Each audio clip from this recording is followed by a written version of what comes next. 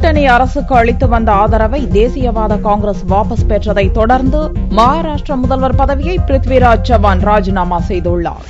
மகாராஷ்டிர சட்டசபை தேர்தல் அக்டோபர் 15ஆம் தேதி நடக்கும் என்று அறிவிக்கப்பட்ட நாளிலிருந்து மகாராஷ்டிராவில் உள்ள காங்கிரஸ், பாரதிய ஜனதா ஆகிய இரு கூட்டணிகளிலும் மோதல் ஏற்பட்டது. மகாராஷ்டிர சட்டசபையில் தேசியவாத காங்கிரசுக்கு 62 எம்எல்ஏக்களும், பாரதிய ஜனதாவுக்கு 46 எம்எல்ஏக்களும், சிவசேனாவுக்கு 45 எம்எல்ஏக்களும் உள்ளனர். காங்கிரசும் சரத்பவாரின் தேசியவாத காங்கிரஸ் கட்சியும் கடந்த 1999ஆம் ஆண்டிலிருந்து மகாராஷ்டிராவில் கூட்டணி ஆட்சியை நடத்தி வந்தன. தொகுதி பங்கீட்டில் சுமூக உடன்பாடு ஏற்படாததன் காரணமாக பாரதிய ஜனதா, சிவசேனா கட்சிகளின் கூட்டணி வியாழனன்று முறிந்தது. அதேபோல 15 ஆண்டுகளாக காங்கிரசுடன் இருந்த கூட்டணியை முறித்துக் கொண்ட சரத்பவாரின் தேசியவாத காங்கிரஸ் சட்டசபை தேர்தலில் தனித்து போட்டியிடப் போவதாக அறிவித்தது. காங்கிரஸ் தலைமையிலான கூட்டணி அரசுக்கு அளித்து வரும் ஆதரவை வாபஸ் பெறுவதாகவும் தேசியவாத காங்கிரஸ் அறிவித்தது. இதனால் 288 எம்எல்ஏக்களை கொண்ட மகாராஷ்டிர சட்டசபையில் வெறும் 82 எம்எல்ஏக்களின் பலத்துடன் உள்ள காங்கிரஸ் மைனாரிட்டி நிலைக்கு தள்ளப்பட்டது.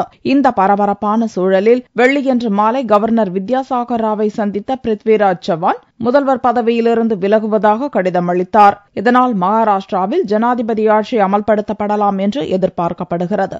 மகாராஷ்டிராவில் பாரதிய ஜனதா, காங்கிரஸ் இரு கூட்டணிகளும் உடைந்த நிலையில் சட்டசபை தேர்தலில் 4 முனை போட்டி ஏற்பட்டுள்ளது.